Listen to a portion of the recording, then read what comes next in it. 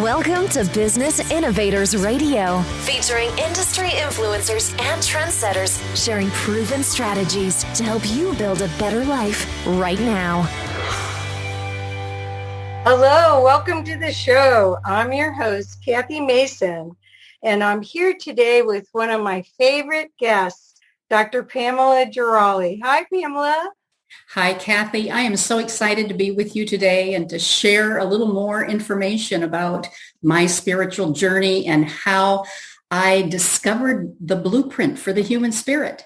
Yes, well, today we're going to talk about how to go from being a seeker to finding yourself. And this title is very important for our audience right now. So, Pamela, let's start with your journey with your blueprint for the human spirit. Do you want to talk a little bit about it? Oh, absolutely. It's my passion and my purpose. I'm always ready to talk about it. But I was raised in a very small town in a very fundamental Christian church, a very conservative home. And I felt very limited. And I also was raised with what I call the unholy trinity of guilt, shame, and fear. And I think a lot of people can relate to that. But when I went away to college and pursued a career, it was just great. I had many amazing leadership opportunities with nonprofit health organizations because I was a nurse with a master's in public health. And then I pursued a doctorate in holistic health sciences. But that came after I received this amazing gift from the universe. I call it the blueprint for the human spirit. And I had left my career to become a spiritual junkie, so to speak.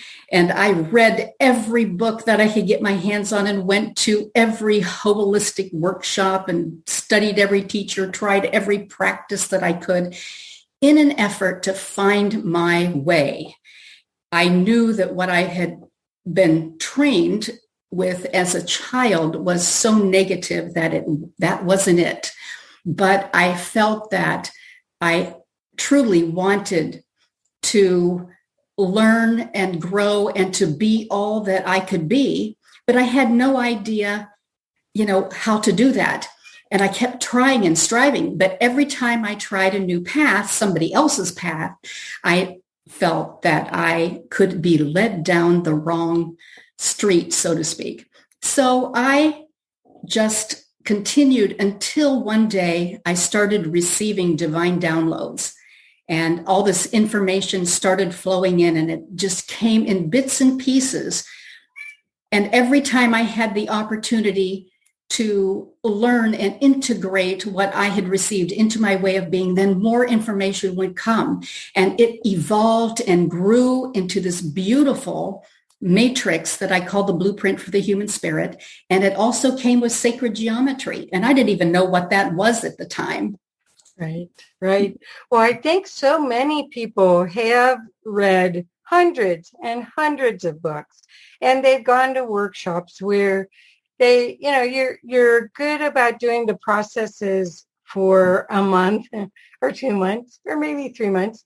And that happens in business as well as in personal growth. Yes. But a lot of times it's difficult to get a full permanent change, a different change of perspective for your life. How does what you've done create a different perspective for your life? Well, I believe that it does take time, and I think it takes an open heart and an open mind. It takes intention, and that every time we allow ourselves to consider something new, to expand our minds and our awareness, that we move one step closer. But I also know that there is energy associated with seeking that keeps you stuck in the seeking mode. That if you keep seeking and wanting and striving, that you will never quite find what it is that you're looking for. And so I believe we get to a point where we need to almost quit seeking and pause and allow the higher powers that be to guide us instead of following other gurus. There was a point in time where I started receiving information and I wasn't sure that I could trust it because I didn't trust a lot. I was fearful even of the information that I was receiving from the universe. And so I thought, well, if I could just have my own guru, someone who could tell me that, what I was discovering and learning was really true or not. Someone like Wayne Dyer, Deepak Chopra, one of the biggies. Yeah. If they could just tell me that this was true, I would be, so excited and I would feel more comfortable. And as I sat there, I wrote this affirmation in my journal, a guru is coming into my life now. And this voice said, well, what am I, chopped liver? and it was almost as if I was being told that I don't need a guru. I needed to just listen and trust this information that was flowing in because it truly was perfect. It guided me and it evolved in harmony with my own personal growth to the point where I feel we make a shift from being a seeker to being a seer, to a knower, to a beer. We find what we're searching for. We discover who we are. And in the process of this beautiful blueprint for the human spirit evolving and coming into me one concept at a time, I truly believe that we learn who we are, right? Why we're here, how we're connected with all others, with all humanity, how we're part of the whole, how we are here to fulfill a higher purpose as co-creators in this ongoing creation story. So I do believe that there is a point in time where the seeking can stop. And we almost have to use our intention to allow that to happen. We become addicted to the spiritual path, to the spiritual journey, to learning and growing. And I believe there is a moment in time when we discover and realize that we already are enough, that we are all that we were meant to be. That's so wonderful. And the path to it is linear and understandable, which is what the gift of your work is, that it's repeatable. It's not just that sometimes people will say, well, that's fine for you to say because you already can do it. But the work that comes through you is so beneficial because people can take stepping stones to their own divinity. Absolutely. I feel that I'm not pushing my path or my way or trying to get people to follow me, but I've provided through the blueprint for the human spirit, the structure through which we can all discover exactly what we need to know and the shifts that we can make in our perception and how we view life and how we interact with others and how we are part of the whole so that we truly awaken to who we are. And instead of it being as much of a journey, it is a realization of our wholeness, of our oneness, of our creativity, of all the qualities that we bring together, and the realization that we are divine. I remember growing up and hearing over and over again that I was born with original sin and I was doomed. And I tried so hard to be little Miss Goody Two-Shoes and knew that I just could never make it. And nobody ever told me about my original divinity. We are beloved children of God, and we are here now with everything that we need to fulfill our higher purpose, to be the hands and the heart and the voice of God here on earth. And we do that by first looking in and finding our own divine blueprint and discovering who we are so that we can eventually live purposefully and consciously and fulfill our higher purpose. Perfect. The divine, the work that you do doesn't negate any religious beliefs.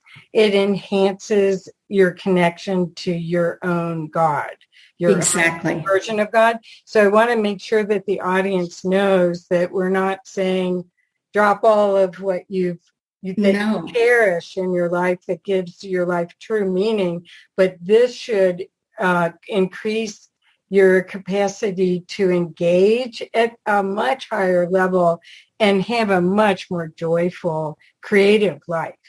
Exactly. And one of the beautiful things about the blueprint is that it is relevant for students from all walks of life and all faiths because it's compatible with ancient teachings and new science, Eastern philosophy, Western psychology. It is about our inner landscape, not about a man-made religion with all the rules and dogma. It is about who we are, the essence of our being. So you have a very humorous way of teaching and working with people. And that's the other part of what I really love about this work is that it isn't, I mean, we take life so seriously and there's everything is binary. It's right or wrong, black or white. I mean, you really have this stuff. And once you get into this whole other level of understanding, it's pretty funny, actually.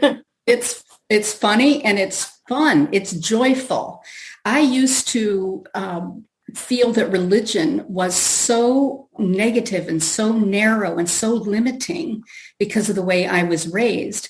And I know, and I am thankful for that, because if I hadn't had such a strict environment in my youth, I probably wouldn't have walked away from it and found this. I would not have been able to truly discover who I am and why I'm here.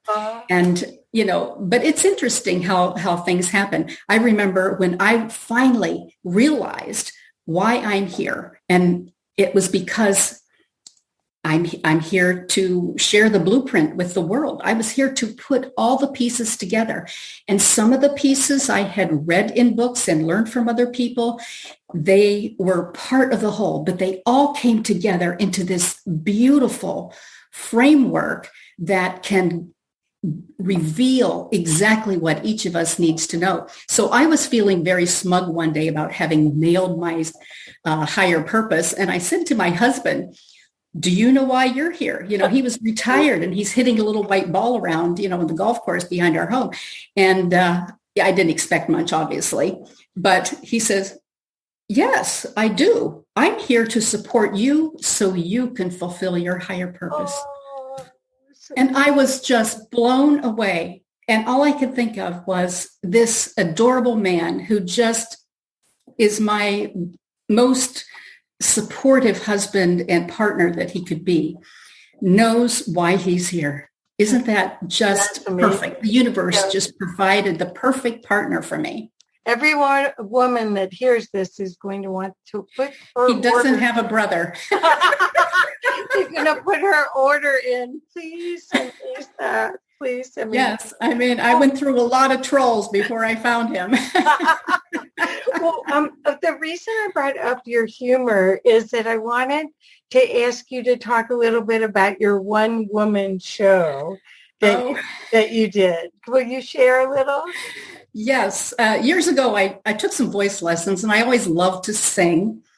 And I always wanted to be in a musical. Well, I didn't have time, because with my career and everything else. But I finally decided that sharing my spiritual story about my transformation in the form of a one-woman show would be just cool and a lot of fun. And so I wrote a 6-scene play, and I put music to it. I had music at the beginning. My husband introduced me. He ran the PowerPoint slides and he ran the music. and I created the backgrounds and my costumes and things like that. In fact, my older sister actually made a dress for me that looked like the dresses that we had to wear when we were little girls, long dresses with long sleeves and long hair. We weren't allowed to cut our hair. We had to wear long stockings and full shoes. And my sister actually made a dress for me so I could wear it in this one-woman show.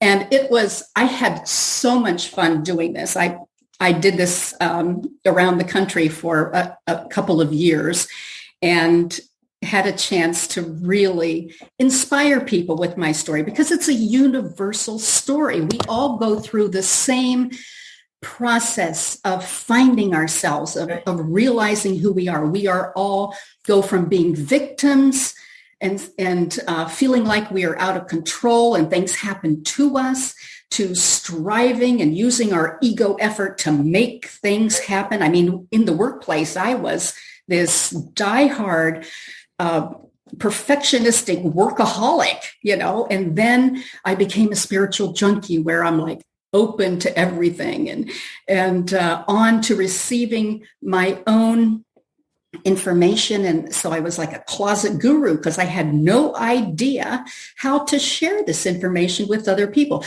I was afraid that they would think I was stark raving mad, and especially with regard to my healing work.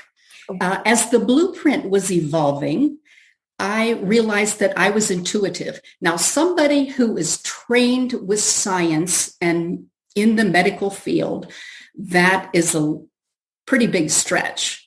And I was a little concerned about how to take that and how to express it and how to use that. But it evolved into this beautiful healing modality I call spiritual blueprinting. And in the process, I allow information to flow in and become like a mirror and reflect back to the people that I work with exactly what their higher self wants them to know in this moment so they can let go of old baggage and beliefs, that they can open themselves to truth and greater awareness, that they can live their heart's desires. And so in the process of trying to figure out how to share this information about my healing work, one day we had company. New neighbors had moved in, so we invited them to dinner, and we all had a couple glasses of wine.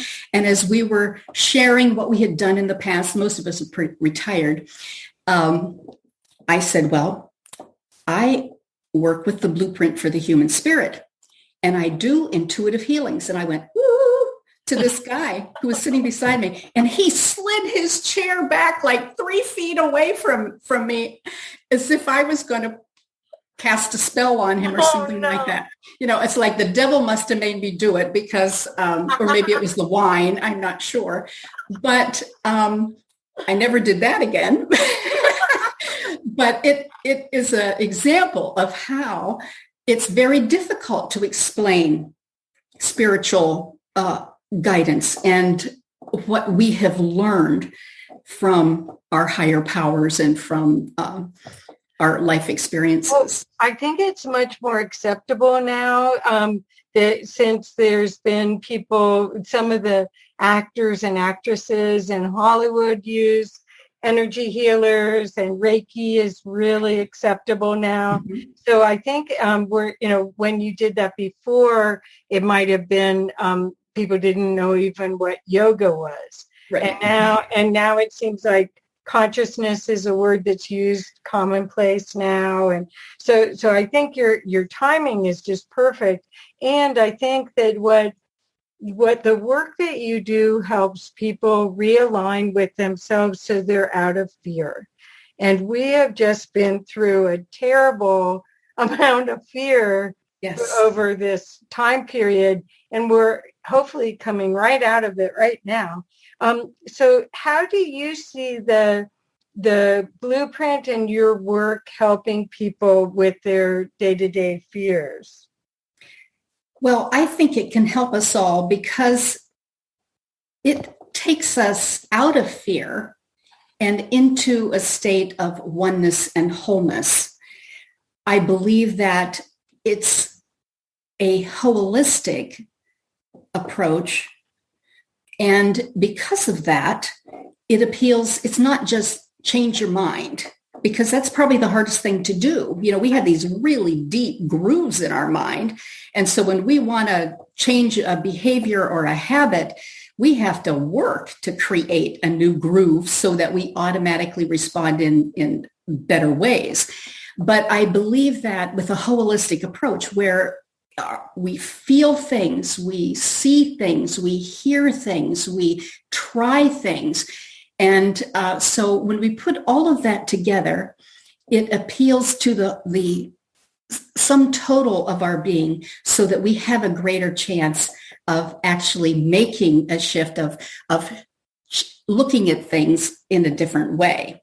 And I do believe that most of the time when I do healing work with people, it is a shift in perception. Yes. A change in how we view our life, our experience, so that when we look at it with new eyes and see beneath the surface, everything changes. We have to step out of our shoes, though, almost, and observe so that we can see the truth. And that's not easy. Right. But I also think that in the process of practicing, of becoming more aware, of tuning into our thoughts and feelings, of just being present, you know, we are so caught up in regrets from the past or things that have happened back here, healing that needs to occur, you know, and even people that have dealt with addictions, just maintaining that I'm still an alcoholic, or, you know, that mindset keeps us from moving forward.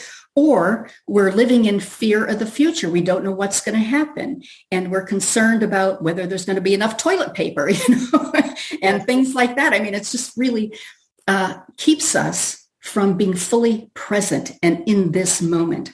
So I use a couple really simple things to help me.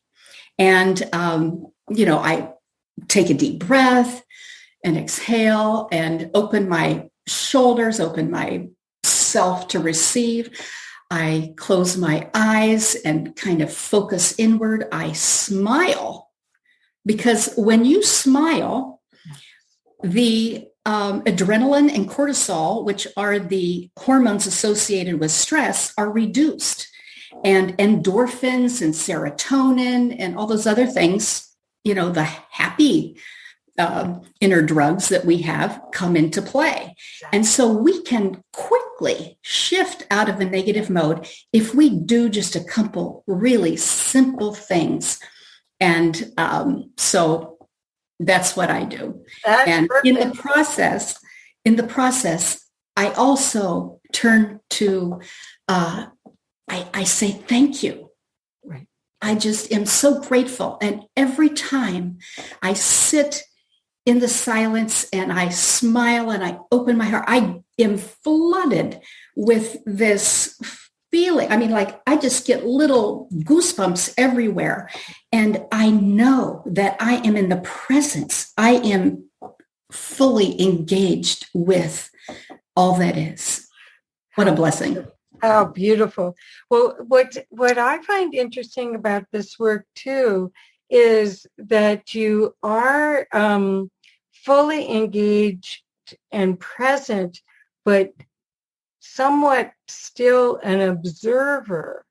So what happens is, if there is a trauma happening in front of you, which we're going into the holidays, and there could easily be a lot of those family.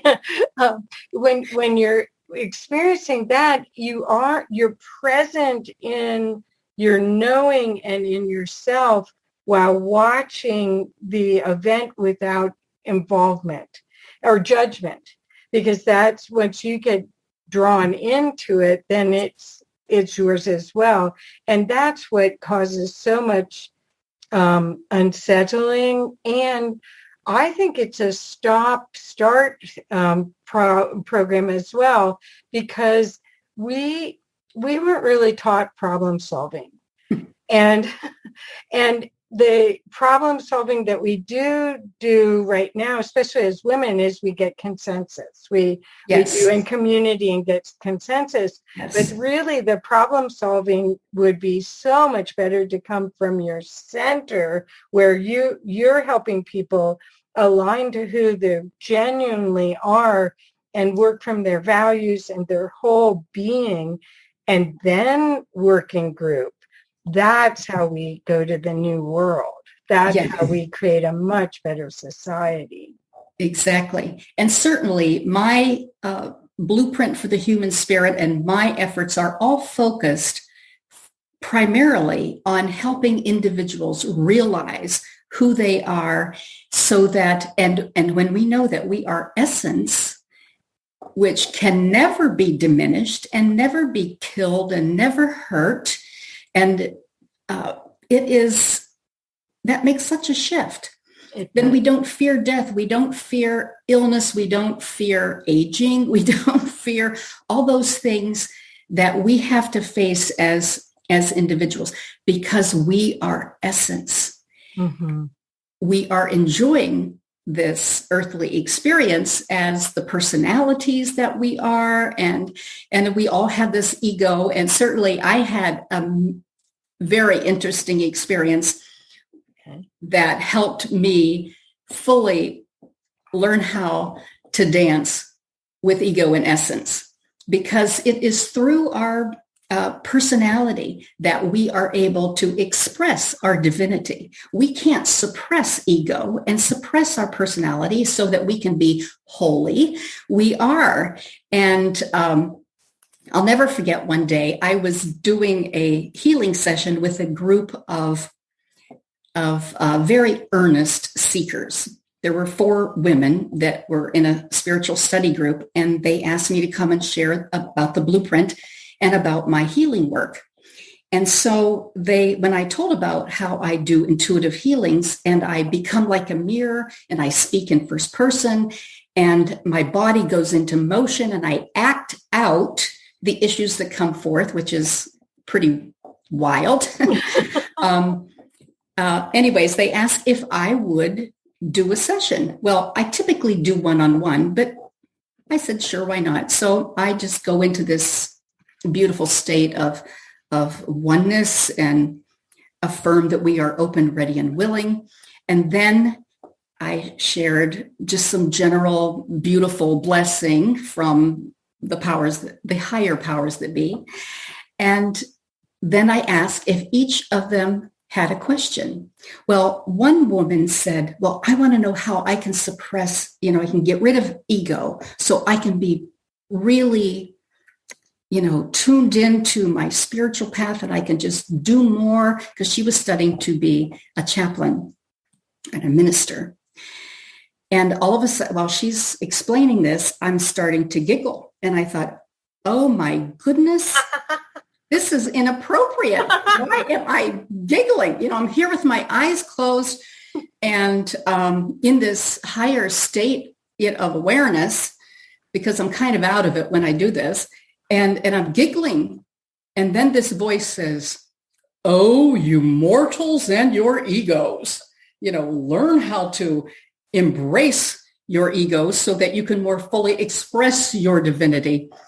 And I thought, oh my goodness, who was that? Where did that come from? But that was part of my process for understanding that we have to learn how to dance ego in essence. And I really discovered that after I had a illness where I had viral thyroiditis and I wasn't able to do anything for a while. When I felt better, I wrote an affirmation in my iPhone. It's like, I am open and ready to go back to work. What would you like me to do? Kind of a thing. Uh-huh. And so I woke up that morning realizing that I was supposed to journal confessions. And I thought, what is this all about? I have no idea. But I said, well, okay. So I said, okay, how about 21 days? Nope. 30 days? Nope. 40 days. And I thought, 40 days? I don't even know whether I can do this for 40 days in a row. But I asked for help and guidance. And then I figured out that 40 is the number of rebirth. And so I went to my office. I sat in the silence, lit a candle, took a couple deep breaths, asked for help because I had no idea why or what. And a word came to me: discipline. I had this visceral reaction, and I just thought, it's like I can't stand the idea of anybody telling me what to do or how to do it. I'm very independent. And I thought, oh my goodness, there's my first confession. So I grabbed my journal, I wrote it down, and I started. It was like a flow of almost like automatic writing. A stream of thoughts just came through about my personal experience with discipline. I was very harshly disciplined as a child because everything we did wrong was a sin, and so that required a little extra punishment. Yep. And then how we learn how to integrate that so that we are self-disciplined. And when we have self-discipline, we can say no to one thing so we can say yes to our heart's desires, to things that we truly want in our lives. And so discipline is transformed into direction in the process. And I thought, wow, this is what I learned. And how cool is that? It's like I have direction now. And I wrote this affirmation about how I'm in the flow with divine order, with direction. And the next day I got up, went to my office, and the word was scattered.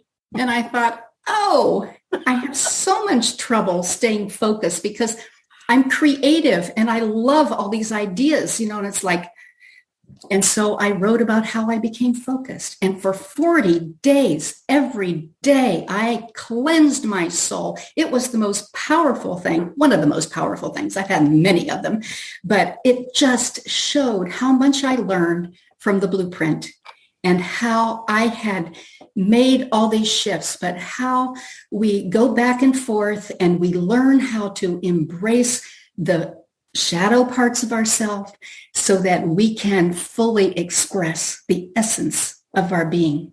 I was flying, and it was such an amazing experience that friends of mine told me that I had to share my journal. And so I did. I put it into a book called The Dance of Ego and Essence, Confessions of a Divine Diva. And I love that book. And I think that the journey that you went through for 40 days is so, they're real confessions, everyone.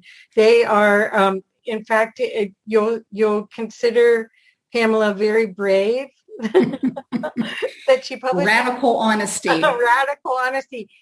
But transparency. It transforms everyone. It's not just you. I mean, your sharing of that allowed all of us to take that journey and to be cleansed of those, at least shift our vibration and our concerns from the negative to the positive. Yes.